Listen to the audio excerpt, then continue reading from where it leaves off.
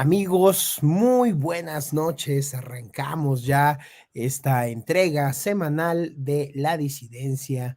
Ya está por aquí Yedid, a quien la saludo con mucho gusto.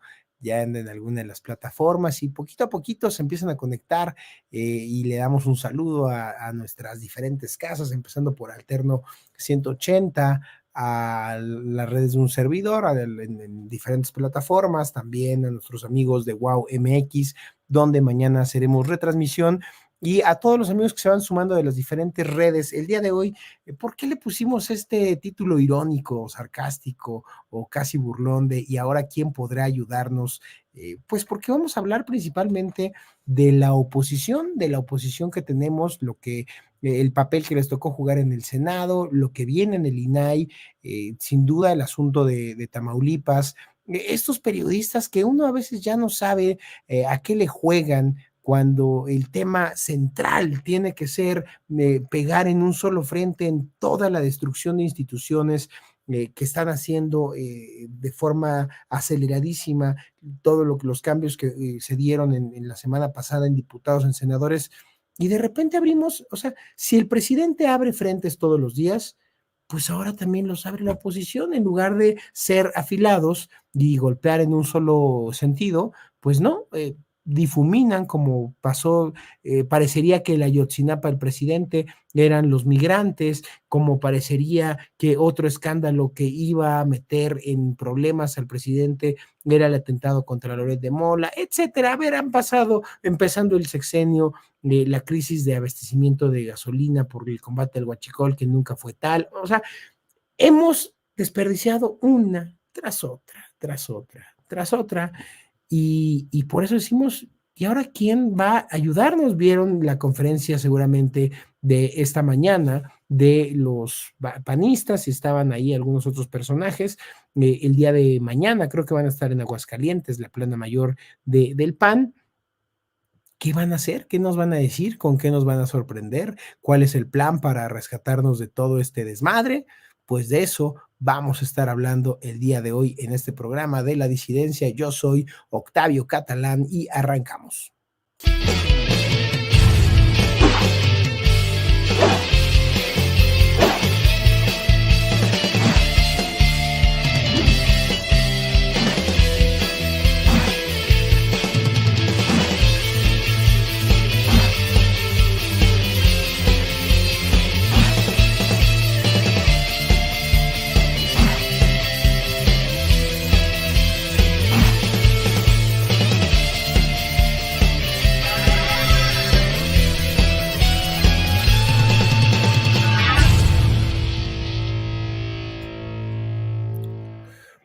Pues bueno, ya se nos está haciendo costumbre hacer estos programas en vivo y bueno, vamos a arrancar dándole la bienvenida a mi querido Aminadab, que viene más furioso que nunca.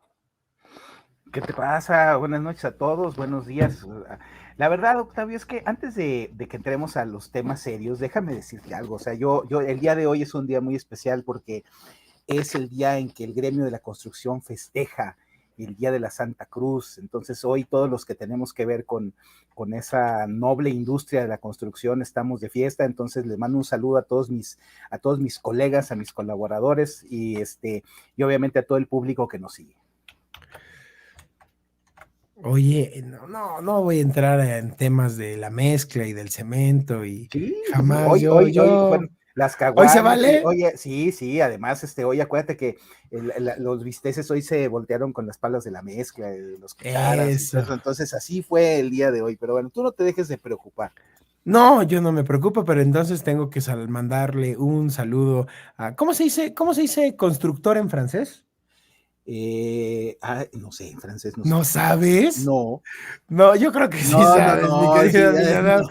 Yo creo que le no, vamos a mandar a todos los constructores en francés. yo estoy hablando de la industria de la construcción, o sea, hay otros que creen que construyen otras cosas y que creen que No, construyen yo nada más te pregunté la Sí, traducción. no, Que, hay ay. palabras que no diré, que no diré, pero bueno, así es esto. Saludos a todos los Dice arquitectos. Yadid que se dice Mira, maçon. Ok, está bien. Entonces, saludos a todos esos ilustres A todas personajes. esas personas, mis respetos, y a todos los compañeros de la industria de construcción, albañiles, electricistas, carpinteros, plomeros, etcétera, etcétera, un abrazo fraterno. Oye, dice Yedid que si andas dormido, que cuál buenos días. Bueno, pues es que lo que pasa es que ya sabemos que aquí nos ven a cualquier hora, digo, yo sé que ahorita ya es la nochecita, estamos aquí con las luces, pero así está la cosa, mira, fíjate, Pati dice que, fíjate, hemos estado saliendo en las mañanas, pero bueno, pues hoy nos tocó horario nocturno, porque la disidencia todavía se parece a la hoja parroquial, ¿no? Sale cuando Catalán quiere. No, eso no tiene nada que ver con caprichos, eso, No, yo eso sé es que una no, vil y burda mentira. pero bueno, está bien, pero ya sabemos que hay otros que mienten más, hombre, así que tú échale, Pero tú vas a échale con hablar de las los que broncas. mienten, tú vas a hablar de los que Yo voy a mienten. hablar a ver, yo voy a hablar de todos los que tengan que hablar y hablaré bien o mal, pero bueno, ahí la llevamos. Oye, es que sabes que estoy haciendo una recopilación de todos los cartones de esta semana. Caray, ahora sí nos dieron para divertirnos en Material serio. en serio, sí, Sí. no es que está horrible. ¿Por dónde quieres empezar? Mira, hay Tú para arrancarnos hazle como, los 2 años que se cumplen ya mira, de la tragedia de la línea 12, brother. imagínate, hazle Pero como, tenemos a la oye, Motomami, sí, yo ¿no? sé, pero a ver, pero tú hazle como Vladimir Putin, a discreción dispara toda la artillería. Oye, o sea, ¿tú no crees en serio eso de los drones atacando el No, Kremlin? por supuesto que no. O sea, ¿tú crees que es como Murat? Insisto que es como Murat, es un autoatentado de Putin para echarle, a ver, Ucrania, a ver, la tienen toda bombardeada, toda destrozada, con trabajos están atacando a los que están ahí adentro invadidos, entonces dices, van a mandar drones hasta Moscú, oye, y van a llegar casi a la cúpula del Kremlin, o sea, no, eso parecían más bien fuegos artificiales, pero Se bueno, pues, quedaron en la orillita. Oye, pues para que veas que le imagínate. falló por poquito la puntería al Imagina, no, si actor. oye, la puntería no les falló, el problema es que les faltaban unos milímetros para llegar a su destino, ¿no? Pero en fin, bueno, pues ahora yo no sé cuál sea la carga explosiva que tenían, ¿verdad? Porque pues, insisto que reventaron como cohetes, no como drones oye, yo he visto los drones que lanzan ahí que destruyen tanques, pues imagínate lo que hubieran hecho en el Kremlin si de veras hubieran pegado. Por eso yo digo que es como Murat, ¿no? Es un autoatentado de Putin. Pues es que sí hay muchos temas. ¿Por dónde quieres arrancar? Porque, a Mira, ver, ¿quieres A, empezar por a la ver, infamia del, hay un del problema, Senado y de la Cámara de a ver, Diputados? no, hay un problema más serio y que tú y yo lo hemos comentado en otros programas y que me parece muy importante. Tú el año pasado insistías en que era necesario que la oposición tuviera un candidato disruptivo. Tú dijiste que querías a alguien que rompiera y empezaste a hablar de Milei y empezaste a hablar de otras figuras. Bueno, yo cuando veo a Milei me espanto y bueno, una cosa es disruptivo y otra cosa es otra cosa. Pero bueno, el problema es que aquí en México los políticos ya no tienen esa formación, ese empaque, como dirían así, de conjuntar el conocimiento, la cultura, el oficio, el arrojo, muchas cosas que tienen que ver con una vocación profunda, ¿no? Entonces, cuando veo yo lo que ocurrió en el Senado de la República, mira, más allá de todas las justificaciones que dio Monreal de que había acuerdos para lo del INAI, que después se rompieron, y que pues se fue la oposición, y que pues estos aprovechando mandaron reformas constitucionales que votaron ellos solos de manera ilegal, a ver, tantas porquerías que se hicieron. Yo ayer en el programa de Escena de Grillos, que fue muy bueno, yo vi a mi querido Fer Galindo queriendo que hubiera un personaje como los que ha habido antes en México en la oposición, que era Maquío, ¿no? Dice, Maquío no se hubiera dejado y Maquío hubiera organizado la resistencia civil y todo eso. Pero yo creo que hay un personaje más importante que hubiera sido el ejemplo a seguir en estos casos, pero me queda claro que no hay políticos de ese tamaño en el Senado de la República en esta época. Mira, yo recuerdo a Luis H. Álvarez. Luis H. Álvarez, en 1986, cuando estaba ya anunciado el fraude electoral, el fraude patriótico ese de Manuel Bartlett en contra ¿cómo se llama?, de Francisco Barrio, que hicieron toda la operación, que modificaron las leyes y le impidieron al PAN tener representantes de casilla y hostigaron, hicieron todo, esa fue una elección de Estado de las más asquerosas de la historia de México. Entonces, don Luis 5 días antes de la elección, se declaró en huelga de hambre. Y la única exigencia que tenía don Luis era que hubiera elecciones limpias. Era la única exigencia. Y al principio pasó lo que pasa siempre, ¿no? Los dictadores, jajaja, pues que se muera de hambre y que no sé qué, y que va a bajar de peso. O sea, empezaron la trivialización, que es normal, la que podrían hacer los periodistas de hoy, ¿no? La que podría sacarnos al rato como bros, así de que, así cuando se burlan de Xochitl Gálvez, que si va en cadena y se viste de dinosauria y lo que tú quieras, ¿no? Pero una huelga de hambre es una cosa seria. Una huelga de hambre te daría o le daría a un político que quisiera ser un verdadero líder para México la voz, de decir, estoy aquí exigiendo que se cumpla la ley, estoy exigiendo que se cumpla la Constitución, estoy exigiendo que se nombre a los comisionados del INAI, estoy exigiéndole al presidente de la República que le ordene al secretario de Gobernación que no interfiera en las labores del Congreso. Estoy exigiéndole al presidente del Senado que cumpla con su responsabilidad constitucional y que proceda al nombramiento y que convoque un periodo extraordinario.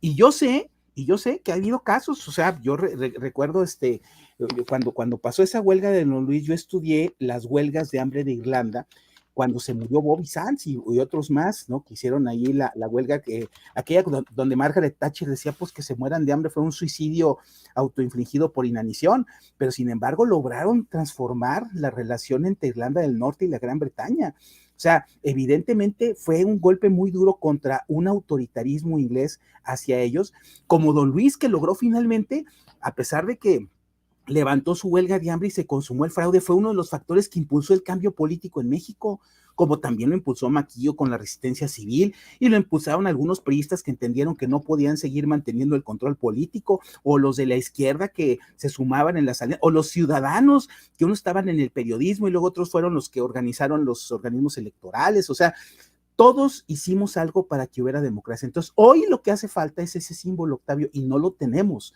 Y no lo tenemos porque no visualizan estas oportunidades, porque finalmente a lo mejor están mucho más cómodos ahorita ya en el receso, están pensando en otras cosas, a lo mejor están apoyando la campaña del Estado de México, ve tú a saber qué estén haciendo. Pero el hecho es que alguien podría haber asumido el liderazgo de la oposición, alguien pudo haberse revelado como el gran líder político de México que México necesita, y resulta que no. Y yo siento que es una gran ausencia, siento que fue una oportunidad perdida, que alguien lo podía retomar, por supuesto, pero en la coyuntura era esa. O sea, aquí yo estoy reaccionando y estoy ofreciendo mi vida por México y por la democracia en México ante un atropello dictatorial, que es lo que está haciendo el presidente de la República. Entonces, yo extraño eso, porque finalmente a mí esas fueron de las cosas que me motivaron a participar en el PAN en los años 80. O sea, era ¿cómo no ibas tú a seguir a un líder como Cloutier o como a don Luis cuando estaban de veras dando testimonio de estar dispuestos a cumplir un ideal? Porque no era, a ver, no querían una plurinominal, caray, no querían un presupuesto, no querían que les dieran más fondos, no, estaban defendiendo el principio de que México debía ser un país democrático. Entonces, hoy que la democracia está en riesgo, hoy que se está construyendo una tiranía, una dictadura, una acumulación de poder en un solo hombre que no puede con el paquete, oye, pues aquí es donde hacen falta que surjan políticos de esos. Entonces, qué bueno que me has dado la oportunidad de decirlo. Yo lo vine pensando y sobre todo lo reflexioné mucho después de lo que ustedes dijeron ayer. Y yo extraño que en México no haya políticos de esa pasta y de esa integridad y de ese tamaño en estos tiempos. Es que esos políticos andan, yo no te podría decir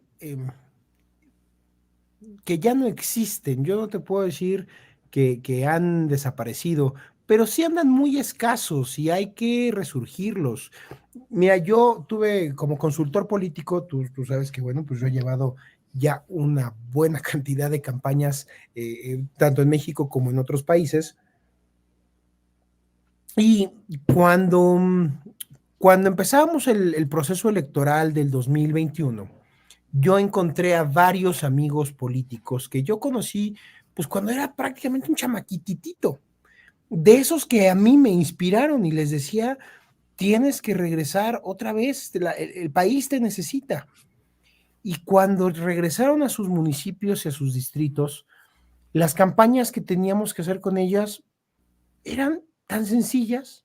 Cuando yo caminaba con ellos la calle, les decía, es que yo me acuerdo que usted hizo una biblioteca, es que yo me acuerdo que usted nos pavimentó, que nos puso luminaria, que trabajaba, que no se chingaba la lana, pues. Y bueno, a ver, yo no voy a decir que todos los amigos que tuve y de los que aprendí o los que hoy están en la cámara con los que tuve la oportunidad de trabajar otra vez en las campañas del 2021 y que muchos de ellos llegaron a la cámara, que todos son unas blancas palomitas, pues no puedo meter las manos al fuego por la integridad de muchos de ellos. Pero era mucho más fácil, si había un empuje que traían a lo mejor de los principios o del ejemplo de Maquis o de Luis H. Álvarez, en fin, de alguna cantidad importante de panistas de los 70s, de los 80s.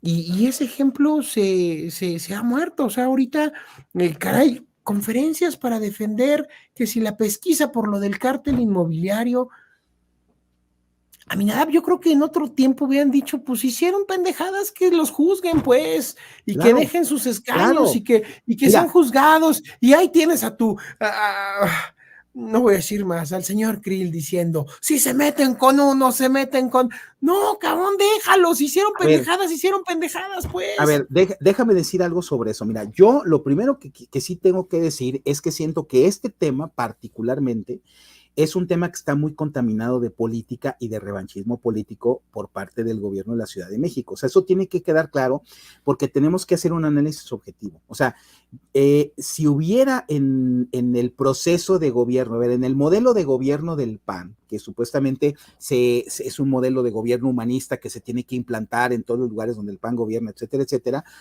hay esta fase de la política y del proceso de gestión pública que es el cumplimiento, el compliance, ¿no? Entonces, ahí es donde tú tienes la posibilidad de verificar que las cosas se hagan correctamente, es decir, en el caso de los temas inmobiliarios, que se hayan cumplido con las licencias, con las verificaciones, con la supervisión, o sea, con todo lo que tiene que ser, que para empezar en esta ciudad, tú sabes que una muy buena parte de eso le corresponde al gobierno de la Ciudad de México, no le corresponde a las alcaldías, ¿no? Ni antes a las delegaciones. O sea, aquí como todo está centralizado, pero eso no lo dicen porque históricamente, desde que el bando 2 es el bando 2, le echan la culpa a las alcaldías. Pero bueno, independientemente de eso, vamos a pensar que hubiera algún tipo de problemas de vigilancia, de supervisión, por ejemplo, de que no excedan las intensidades de construcción, las alturas, los pisos, o sea, todo ese tipo de cosas en donde sí tienen injerencia las alcaldías. Y entonces tú podrías, como un gobierno que se está justamente no curando en salud, sino que está previendo este tipo de agresiones, es decir, a ver, nosotros hemos hecho tantas verificaciones, hemos hecho tanto, o sea, pero resulta que ahorita que no se ha hecho eso, entonces están como expuestos a que haya una persecución política. Ahora, yo recuerdo hace muchos años cuando vivía todavía en Guadalajara, hubo un alcalde de Zapopan, Daniel Ituarte, que era sobrino de un expresidente nacional del PAN, que siendo presidente municipal, dio la concesión, la construcción de una planta de tratamiento de basura, algo así, pero sin licitación, y el propio PAN fue el que lo denunció. Los diputados en el Congreso del Estado de Jalisco dijeron, esto es una violación ¿cómo se llama? Los procedimientos, etcétera, y lo desaforaron, los panistas al alcalde panista. Ese tipo de ejemplos no se ven ahora. Una de las cosas que más molestaba cuando se hablaba de la corrupción en el siglo pasado era que resulta que cuando a alguien lo cachaban de que había a lo mejor cometido algún ilícito, alguna irregularidad, etcétera, ¿cómo te dabas cuenta de eso? Pues cuando ya se había pelado, ¿no? O sea, cuando ya resulta que ya estaba fuera del país, ya estaba prófugo, así. Pero déjame Oye, decirte espérame. además otra cosa. La máxima de cierto partido, no voy a decir cuál, pero lo va a entender la gente, era la complicidad. O sea, el hecho de que esos grupos políticos se perpetuaban en diferentes regiones del país tenía que ver en buena medida porque eran cómplices, que tarde o temprano uno sabía los secretos del otro y otro sabía las chingaderas del otro, y entonces en lugar de estarse peleando y persiguiendo, hacían el grupo político y se mantenían, y nada más se iban cambiando la ¿Quién capacidad de irse, administraba? la presidencia municipal o las diputaciones, iban chapulineando, y eso, ¿en cuántas partes de todo el país lo vimos, mi querido A ver, en Aminadab? todos lados, a ver, era la podredumbre y el caciquismo y todo, y la complicidad y oye, el dejar a mi sucesor no porque fuera a gobernar bien o mejor que yo, sino porque era el que me iba a cubrir las espaldas. A ver, es toda una cultura, es la cultura que te arrastra el patrimonialismo, de que sientes que el patrimonio del municipio es casi de tu propiedad y que lo puedes manejar como tú quieras, igual que los empleos, o sea, es de esa política que al menos cuando yo entré al PAN decías, es que hay que acabar con eso, ¿no? Y ahora tú, ¿cómo ves que se acabe con eso? Cuando vienen estas actitudes, a ver, yo insisto en algo. Yo sí veo que en el caso de la Ciudad de México hay una trama de política, o sea, porque fue el propio gobierno de la ciudad, o sea, Claudia Sheinbaum fue la que empezó con el concepto del cártel inmobiliario, y hay medios que han recibido unas lanas para empezar a decirlo y sacarlo, entonces ya ahora ya se popularizó, pero no existe así como una organización criminal, así, o sea, imagínate, como los cárteles del fentanilo, entonces, a ver, no es eso, pero lo que sí es que a lo mejor hay un descuido de irregularidades que se hagan, hay quizás responsabilidades, hay cosas, y entonces lo que hay que hacer es perseguirlas, pero aquí lo que están haciendo, cuando tú ves que, por ejemplo, ya metieron a la cárcel a Bonrieri, ¿no? Que fue el alcalde anterior, y ahora a Tabuada lo están acusando de secuestro, de quién sabe qué tantas cosas, de que supuestamente violentó personas y de que, bueno, es una lista, ya no más falta que lo acusen de que, ¿cómo se llama? De que él fue el que le llevó la corona a Maximiliano, ¿no? o, Ok, de que él, o de que él mató a John a F. Kennedy, Kennedy. claro. Claro, a ver, oye, pues es que le pueden inventar cualquier cosa. A ver, a ver, así como le inventaron a Ricardo Anaya, que no lo dejan regresar, ¿no? O a Cabeza de Vaca, ¿no? Tú ves, por ejemplo, en Tamaulipas, A ver, que, vamos a entrarle a ese tema, vamos a entrarle a ese tema ahorita. bueno, Dale, aguántate tanto bueno, con el ahorita de le entramos, pero a Tamaulipas. ver, pero el hecho es que a Cabeza de Vaca hasta lo desaforaron, lo acusaron de que estaba vinculado al crimen organizado, cuando fue el que pacificó al Estado, y se va, y ahora tenemos la desgracia de que en Tamaulipas volvieron los asesinatos, volvieron los crímenes en las carreteras, volvió el tráfico de personas. Dices, bueno, entonces, ese es el tema de Aminadab, Morena. ese tema que estás diciendo, yo hoy estuve buscando los programas de hace un año, de abril, mayo del 2022, donde hablábamos justamente el tema de Tamaulipas y decíamos, a ver, digan lo que quieran, Tamaulipas era un estado violentísimo. No decíamos de broma Tamaulipas, y de repente lo pacificaron. ¿Cómo lo hicieron? No sé, ¿eh? Oye, es que pactaron con el narco. No, a ver, yo vi una serie de acciones en materia de seguridad, de policía, de inteligencia, de compartición de información de criminales con las autoridades norteamericanas, que además después Cabeza de Vaca dijo así, compartíamos información con las diferentes agencias de seguridad de los Estados Unidos, No se y se enojaba hizo un de que hubiera trabajo. agentes de la DEA, Y se como, hizo un trabajo coordinado, dijo, a ver, bueno, pues cuando a llegó la ver, gente de esta, espérame, dame un segundo, pero lo dijimos el año pasado, este señor, como quieran, le trajo paz a Tamaulipas, claro. y puede que algunos digan, bueno, pues el cártel que está allá está muy identificado, es el cártel del noreste, y si llega Morena, esto se va a descomponer. Pueden revisarlo en los videos que hicimos hace un año más o menos en estas fechas, Claro.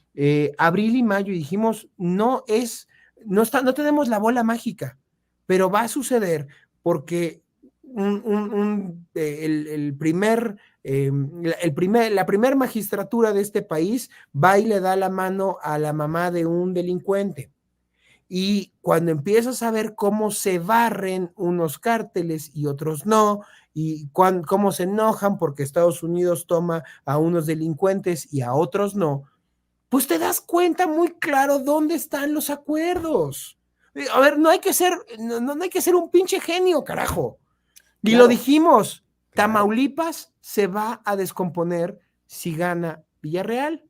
¿Qué porque pasó? además el encargado en buena medida de la pacificación de Tamaulipas era el truco, era el encargado, era el candidato de la alianza en Tamaulipas. Y por cierto, también lo dijimos, de todas las elecciones, la única que claramente, las únicas dos que claramente se van a ganar es Aguascalientes y Durango. Y la que va a estar cerradísima Tamaulipas. va a ser Tamaulipas. Ujú. No nos equivocamos en nada, ¿eh? Lo dijimos, ahí están las evidencias. Y es lamentable que hoy Tamaulipas, ayer, hace una semana, Minadab y un servidor tuvimos la fortuna de estar con el exgobernador en una reunión privada y pues lo decía, es que ¿cuánto tiempo? Tienen un año estos sujetos, menos de un año. Y otras asistentes también de Tamaulipas decían, es que ya es un problema otra vez las carreteras, Claro. es que ya no puede salir, es que ya otra vez como sucedía hace algunos años, antes de salir de casa, abres las redes sociales para ver que no hay enfrentamientos, para ver que no haya bloqueos, para ver si cerca de las escuelas de los niños no hubo un desmadre, si no hay un muerto. Claro. Otra, o sea, y estado donde se mete Morena, a ver, Morelos es un cagadal, Veracruz es un señor desmadre, Zacatecas, San Luis, Guerrero, son estados ensangrentados, o sea, Sí, todo lo que ujú, toca Morena es ujú. sangre y es violencia del narcotráfico. Así es, mira, yo estuve en Tamaulipas, viajé de Tampico a Ciudad Tú Victoria estabas allá en esa campaña. o sea, 3 horas me aventé, o sea, y había puestos de policía, había vigilancia en la carretera, etcétera, etcétera. O sea, ahora resulta que es más peligroso viajar en las carreteras de Tamaulipas que subirte del metro Pantitlán, mano. Dices, no manches. O sea, porque ahora sí estás arriesgando la vida otra vez, como pasaba antes, ¿no? Cuando mataban, cuando secuestraban así, por ejemplo, cuando fue lo de San Fernando, aquella masacre, pues es porque el Estado estaba totalmente fuera de control. Y bueno, sea lo que sea, Cabeza de Vaca lo arregló. Y yo digo que no pactó con el narco, yo digo que él hizo labores de seguridad, de inteligencia, insisto, si Estados Unidos a lo mejor infiltró a gente en esos cárteles, pues no se enojó como el presidente de la República, ¿no? O sea, no, sino que simplemente estaban trabajando. A ver, mira lo que dice Yedid, yo viajé, me sentí totalmente seguro, nos paramos hasta comer tacos, o sea, porque no había problema, no había problema. Pero eso que tú dices, lo dice cualquier tamaulipeco. Yo platicaba en el contexto de esa elección con empresarios y dicen, pues ahorita Tamaulipas está toda madre, hay un montón de inversión extranjera directa, hay que generación de empleos, hay agroindustria, hay seguridad en las carreteras. A ver, ¿por qué no les cabía en la cabeza cómo pudiera perderse Tamaulipas a manos de Morena si al Estado le había ido bien con Cabeza de Vaca? Bueno, pues, pero para que veas, o sea, a ver, ahí también tiene que ver otras cosas de las que también tenemos que hablar. O sea, ahí hubo un problema que yo creo que no solamente tiene que ver con toda esta intervención del gobierno para demoler al gobierno panista de Tamaulipas, sino que también la oposición cometió sus errores, ¿no? O sea, y hablo en este caso del propio PAN, ¿no? Pues que finalmente, si tú veías los resultados de esa elección, tú veías que en la zona fronteriza, en lo que fue Matamoros, en lo que fue Reynosa y en lo que fue Nuevo Laredo, pues fue un desastre para el PAN, ahí fue donde se cambió la elección. ¿Por qué? Porque resulta que tenías una alcaldesa en Reynosa que el hijo se convirtió en el candidato de Morena, ¿no? Y los votos de ahí se fueron hacia Morena, ¿no? Que pasó lo mismo que había pasado con la familia del exparmista de Cantú Rosas en Nuevo Laredo, o los de problemas históricos del PAN en Matamoros, que después de que lo gobernó, bueno, se volvió para otro lado. Lo que fue Ciudad Victoria, lo que fue el puerto de Tampico, Madero, todo eso, toda esa parte arrasó el PAN, porque tiene un excelente presidente municipal ahí, Chucho Nader, ¿no? Pepe Nader. Pero entonces el problema es que la forma en la que se plantea es que como oposición tú no puedes cometer errores porque tienes a una fuerza hegemónica del centro que está creciendo, que está interviniendo, que está mandando recursos federales, brigadas federales, programas federales, etcétera, etcétera. Y entonces una oposición que quiera ganar, y es un poco la elección del Estado de México, es que tienes que ser prácticamente perfecta. tienes que cohesionarte, tienes que trabajar coordinadamente, tienes que soltar todos tus recursos para que hagas campaña, y así solamente es para que seas competitivo, o sea, no te garantiza que la ganas, sino simplemente para poder enfrentar la luz de la invasión de las fuerzas, ahora sí que federales y las fuerzas del centro o del concentración del poder para eso. Entonces resulta que es lo que luego la oposición no ve. Y si volvemos un poco a ese tema, es justamente que mientras que tú estás viendo que el gobierno está desplegando su estrategia, que ya logró doblegar prácticamente, ya dobló, por ejemplo, cuando tú ves las declaraciones que hizo la presidenta del INE, de que se baja el sueldo y de que va a aplicarla a usted, o sea, está usando una terminología de que ya compró totalmente la actitud del presidente, ¿no? Cosa que no pasaba en el caso de Lorenzo Córdoba. Tú tienes, por ejemplo, que incluso ves tú a Mario Delgado y ves tú al secretario de Gobernación felicitando, bueno, hasta el INE fueron a casi a supervisar que las ideas de la 4T se establezcan ahora como criterio de la autoridad electoral. O sea, es como ponerle a un árbitro la camiseta del América para que les pite penaltis a favor o para que anule los goles del equipo contrario. Entonces, así es como está ahora el INE. Y conste que todavía no empieza a entrar a hacer nada. Entonces, vuelves a poner a la América como ejemplo de cualquier cosa en este programa y te voy a sacar te voy a censurar en ese momento.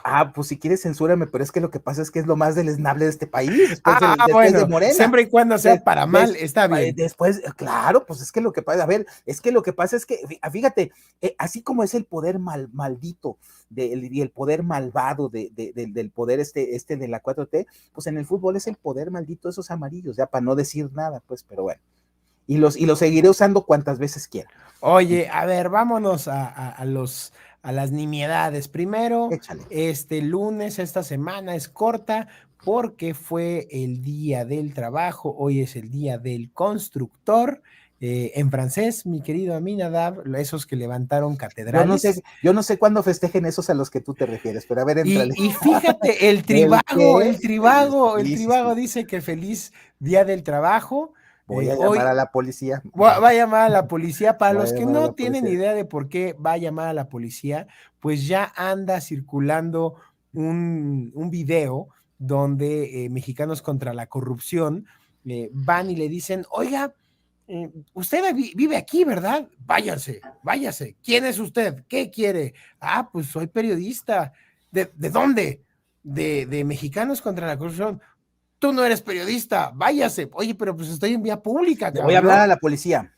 O sea, ya el de Mexicanos contra la Corrupción le faltó colmillo para decir a la policía que parecen militares y vienen vestidos de Guardia Nacional. No, bueno, pero a ver, yo creo que ya hubiera sido. Hay que provocarle un poquito más, no cabrón. Sé, a ver. Pero ejemplo, el punto es que se repite otra vez la historia de la Casa Gris, claro, viviendo en la casa del asistente del director o directora de la jornada, periódico al que se le han incrementado las pautas publicitarias en este gobierno de manera mágica, milagrosa y mesiánica, como se multiplican los peces y los panes en la Biblia, ¿no?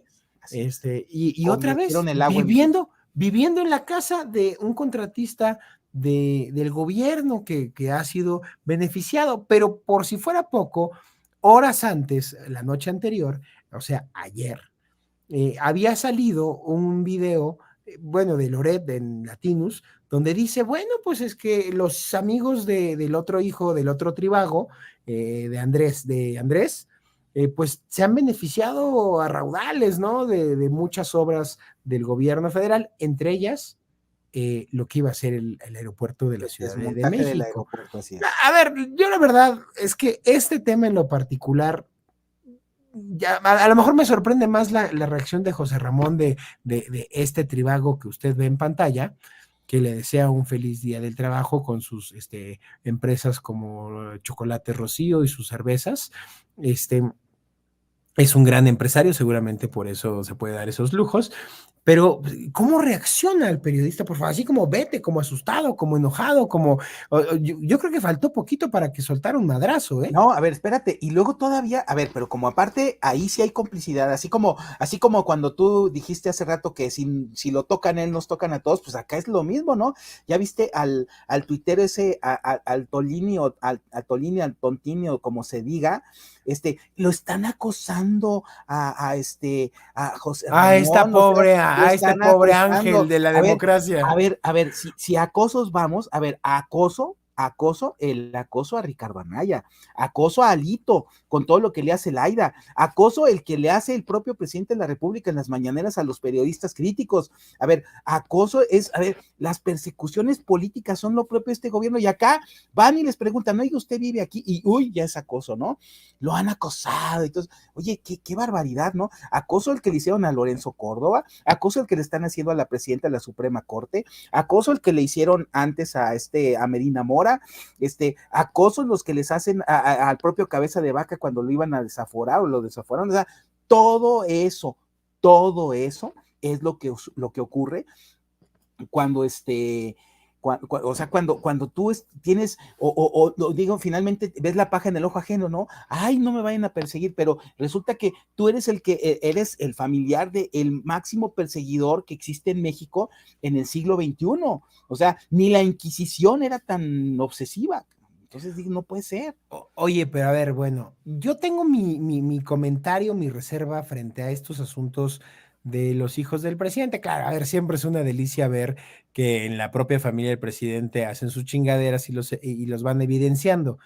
Pero cuando tienes lo de Segalmex, que estamos hablando de 15,000 millones de pesos frente a 100 millones que están en contratos de estos personajes, y de alguna u otra forma veo obra, a ver, no todo es utilidad, no se chingaron 100 millones, A ver, ¿no? por eso, a Les ver, dieron contratos a los amigos. A ver, es nepotismo, sí, lo que quieras. pero cuando otros lo hacían, ellos eran los que Ah, tenían el sí, visto de claro, gobierno, o sea, gravísimo. claro, ¿no? Oye, Lo cacareaba López por todo oye, el país. y al cuate al Oscar Navarro, al de Segalmex, ya lo sacaron, ya salió de la cárcel, ¿no?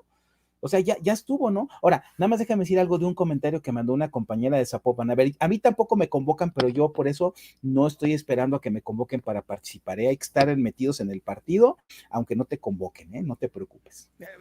A mi nada es de los que llega a las fiestas donde no lo invitan con sus cocas y su pomo, y dice, aquí los colados son los que ponemos el desmadre. Hablando de fiestas, al rato avisas Ahorita, de la ahorita, fiesta ahorita, próxima, ahorita, pero bueno, muy bien. ahorita.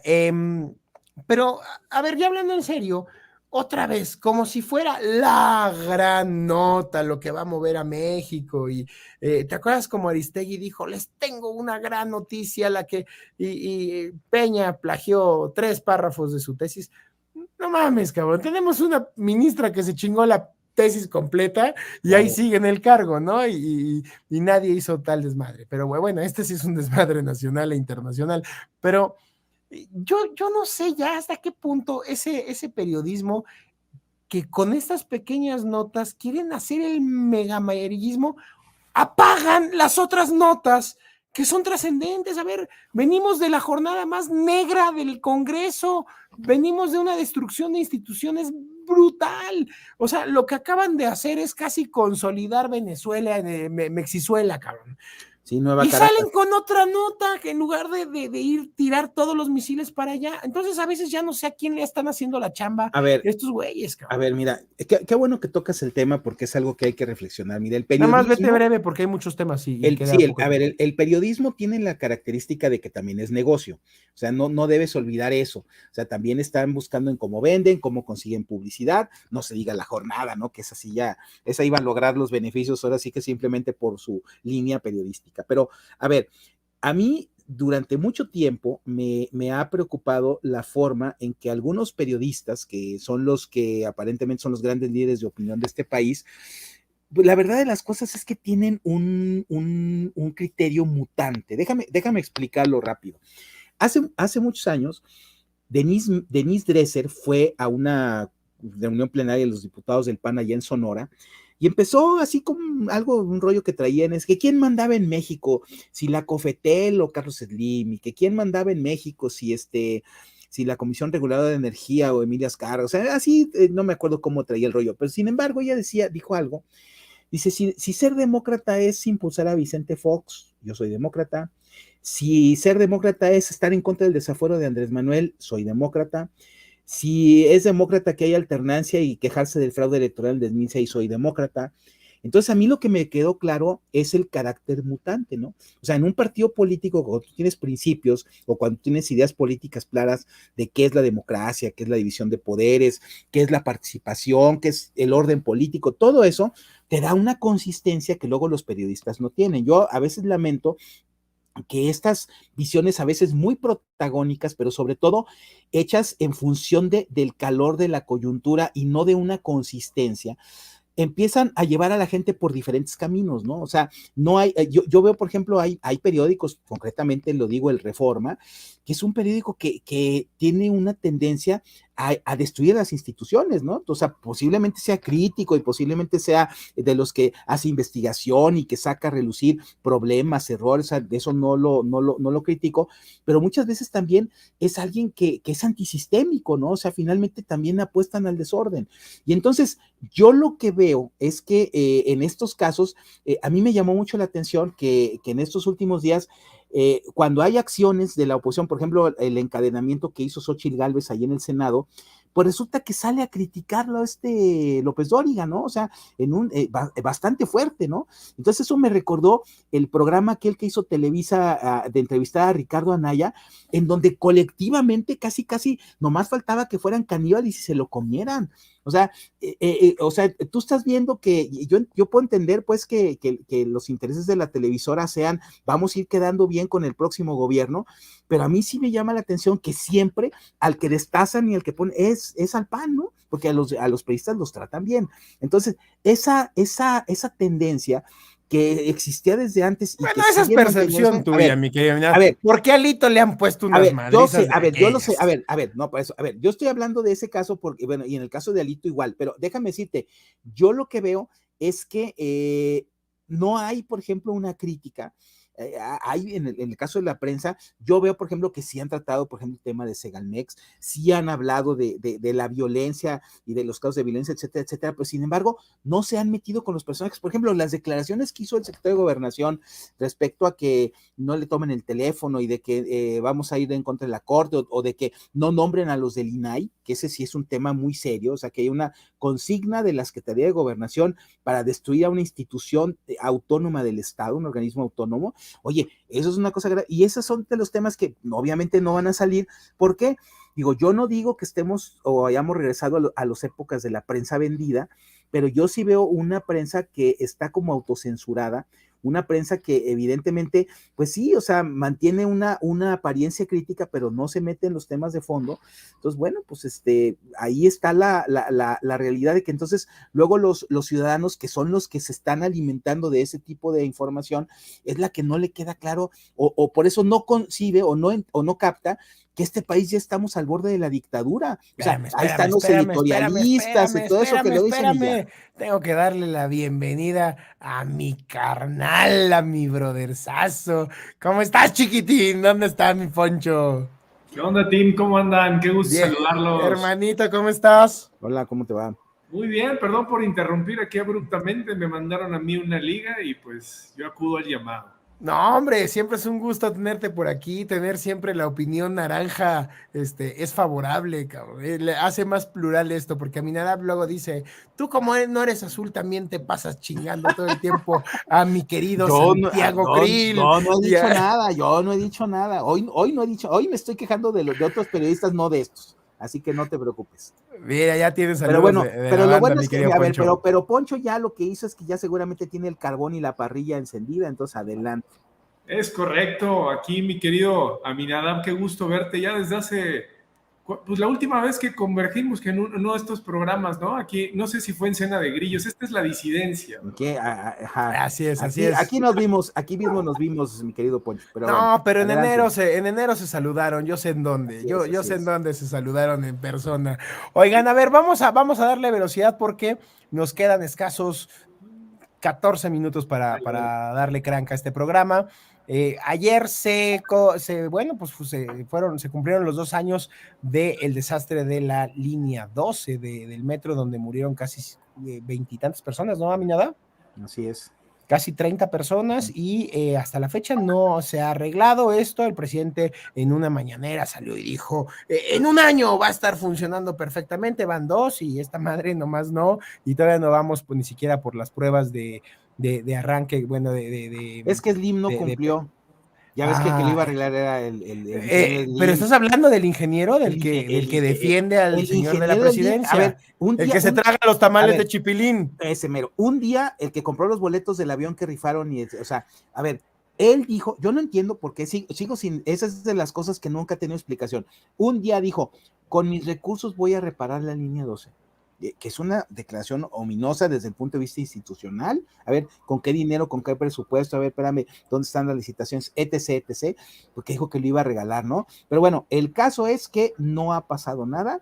En 2 años, aquí que está cerca la línea 12, la estación de Lomas Estrella, muy cerca de aquí, o sea, todo eso sigue siendo un caos, siguen con los autobuses estos provisionales, porque no hay forma de que no se ve para cuándo vaya a funcionar nuevamente, ¿no? Dices, no puede ser. Mi querido Poncho, 2 años y nomás esa parte de la ciudad sigue sin ese elemento básico de movilidad que es fundamental para que la gente coma. No, y además de eso, es un símbolo catalán, porque el tema de la movilidad en este país ha ido evolucionando. El metro fue un ícono completo desde su inauguración, de los más modernos del mundo, sobre todo, que más personas transportan, una capacidad y una logística que de verdad es envidiable en muchos países europeos. Sin embargo, la falta de mantenimiento de no solo de este último periodo, sino ya de algunos gobiernos atrás, estos famosos recortes franciscanos hacia pues la austeridad republicana, ¿no? Vienen a mermar evidentemente la calidad de un servicio que estábamos acostumbrados en la Ciudad de México a que fuera de primer nivel. Y bien podemos ver su hermano, el tren suburbano, que está en el Estado de México, donde se le está destinando, pues de alguna forma, el presupuesto que se le debe destinar, ¿no? Y bueno, ahí están los resultados. La gente está muy contenta viajando de Buenavista hacia Cuautitlán, se hacen 20 minutos. Entonces, hay diferencias, creo que notorias, pero creo que fundamentalmente es en el tema pues del mantenimiento y del icono que representa para la ciudad. Por eso es algo que no se va a borrar pues de la noche a la mañana y representó, al menos yo así lo comenté, uno de los clavos más fuertes para la candidatura de Claudia Sheinbaum, ¿no? Qué bueno, parece ser que sigue siendo en voz de El Goldo, de este señor canciller, dice o hay elección o hay favorita, ¿no? Entonces, pero bueno, a ver, parece que hicieron modificaciones importantísimas en el debate en Coahuila. Uno de los podios lo modificaron y parece que más o menos así quedó. Ya le pusieron un migitorio para que el señor no se fuera al baño en pleno debate y se pudiera quitar el sombrero, así como con pena decía, ay, enseño la calva, no la enseño. Y dijo, si gano, traigo a Peso Pluma. Por cierto, a un muchacho que solo hace apologías del delito en sus canciones. ¿Cómo vieron a este Barbaján en su debate? Pues la verdad es que, a ver, yo creo que en Coahuila está decidida la elección, ahí sí va a ganar la alianza, no, yo no tengo duda. Yo creo que hubiera bastado con un pañal absorbente de adulto para no tener que modificar el podio, porque, porque luego va a pasan cosas raras, ¿no? Hace muchos años a Porfirio Muñoz Ledo estaba en una mesa, y el mantel no llegaba hasta abajo, ¿no? Y entonces de repente estaba hablando, se quita los zapatos, no traía calcetines, entonces bueno, fue el chasco ahí de toda la audiencia, ¿no? Entonces, bueno, pues así pasa, ¿no? Pero bueno, en fin, el debate de Coahuila, yo creo que esa elección está decidida. Los kilos hay que echárselos al Estado de México para que rescatemos esa posición, que no se vaya a la 4T. Y bueno, yo no sé tú, Poncho, cómo hayas visto el tema de Coahuila, ¿no? Pues mira, Coahuila, de hecho voy a estar en Coahuila este fin de semana, me parece, no este fin. Pues un saludo y un abrazo ahí a tu tocayo, al Ponchito Danao. Pues te tocó conocer al buen Poncho Danao, y pues allá estamos participando en contienda para diputados y diputadas, ¿no? Para los congresos locales, ¿no? Ahí sí, Movimiento Ciudadano está participando. Sin embargo, este tipo de debates, a ver, pues son de consumo, creo que yo, interno, ¿no? En los partidos políticos somos quienes les damos seguimiento, comentaristas, analistas, pero el gran problema es que la gran cantidad de personas que van a ir a votar definitivamente no lo van a ver, no se van a enterar, y se van a enterar tal vez por el sesgo que sus mismos medios de consumo propio les van a estar filtrando. Eso es inevitable, ¿no? Porque la política, tú googlealo, busca trends, al menos en Google, en México, y para nada están hablando de Coahuila, si acaso del Edomex, pero... Es que los debates son como el periódico, mi querido Poncho. El periódico lo usa el Círculo Rojo para leerlo, los que votan para limpiarse las nalgas.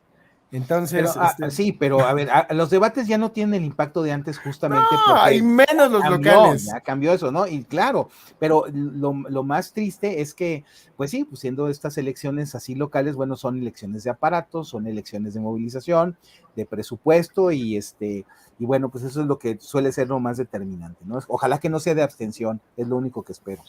A ver, vamos a irnos de volada con estas hermosas imágenes para darnos una idea de por dónde vienen las balas. Esta de Xolo es una chulada, las ideas presidenciales, como tortillería, a ver, vale madre, van siguiendo la línea, lo cual nos sigue dejando claro que el legislativo no es más que una oficialía de partes, y eso es lamentable. Regresó del COVID, está dividido, ya volví con odio y otros datos, a aventar fuego, a escupir resentimientos, y de verdad llegó furioso. Escuchen las mañaneras de estos días, y es una retahíla de enojo, de ira, de molestia. Y así se ven los diputados, los senadores de Morena. La verdad es que todos los moneros han aventado más o menos las mismas ideas. Me encantó, los escaños en el Senado de la República, y cómo escupen nada más basura estos personajes. A ver, aquí quiero hacer una pausa. Este cartón, este dibujo lo sacó Calderón hace 2 o 3 semanas en el Reforma, y estaban los muertos de la Cuarta Transformación, pero los que hay que aumentarle, derivado de las reformas, de las 20 reformas de días pasados, miren, ahí se veía más o menos la cantidad de instituciones a las que le han pegado, y se siguen acumulando. A ver, ya está por ahí el Seguro Popular, ya está por ahí Financiera Nacional de Desarrollo, el CONACYT. El CONACYT, por supuesto, que ahora ya le metieron militares a la Junta de Gobierno, y esta Junta de Gobierno pues dirá cuáles son los parámetros para la ciencia, para que la ciencia no vuelva a ser neoliberal, mis queridos hermanos. Y al final del día, este cartón creo que identifica claro a López como aquella película de La Ley de Herodes. Yo le sugiero una cosa. Vamos a hacer una pausa, un corte como los hacíamos antes en Cena de Grillos, de cuestión de unos segundos, para seguir con toda la gente que está conectada, y que para nuestros amigos de WOW puedan hacer el corte de forma regular en su transmisión. Entonces vamos a hacerles nada más este corte rápido de 30 segunditos.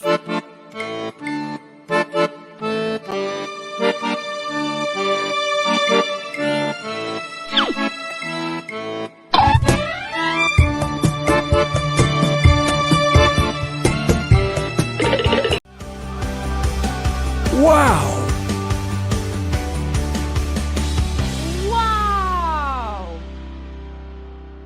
¡Wow! MX.tv